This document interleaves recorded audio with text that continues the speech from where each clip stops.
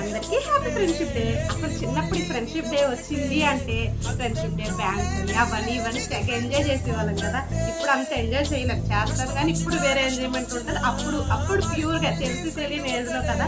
ఇప్పుడు మన పిల్లలు చేస్తుంటే మనం అలా చూస్తూ ఉంటాం. నా వరకు వచ్చేటప్పటికి రిలేటివ్స్ కన్నా ఫ్రెండ్స్ ఎక్కువ వాల్యూ ఇస్తాను. ఎందుకంటే నా ప్రతి దాంట్లో నా ఫ్రెండ్స్ అనే వాళ్ళు ఖచ్చితంగా ఉంటారనమాట. అలాగే స్టేజెస్ కొద్దీ ఫ్రెండ్స్ మన క్యారీ ఫార్వర్డ్ అవుతారు కదా. స్కూలింగ్, కాలేజ్, ఆఫీస్, తర్వాత మ్యారేజ్ అయిన తర్వాత ఎలాగో అలాగా మనకి ఫింగర్ కౌంట్స్లో ఫ్రెండ్స్ మాత్రం ఖచ్చితంగా ఉంటారనమాట. వాళ్ళు మన ప్రతి మూమెంట్లో కూడా ఖచ్చితంగా యాడ్ ఆన్ అయ్యి ఉంటారు. అలాగే ఒక అమ్మాయి దగ్గరికి వచ్చేటప్పటికి బాయ్లో ఒక బెస్ట్ ఫ్రెండ్ ఉంటే గర్ల్స్లో 2-3 ఉంటారు. అలాగే అబ్బాయి దగ్గరికి వచ్చేటప్పటికి గర్ల్లో ఒక బెస్ట్ ఉంటే బాయ్స్లో 2-3 ఉంటారు అనమాట. అంతే, వీళ్ళతోనే మనం ఎప్పుడైనా ఫోన్ మాట్లాడుకున్నప్పుడు ఎప్పుడు బాగా ఎంజాయ్ చేస్తూ అల్లరి చేస్తూ మాట్లాడుకుంటాం కదా. అదేనండి చక్కనైన ఫ్రెండ్షిప్కి ఉదాహరణ.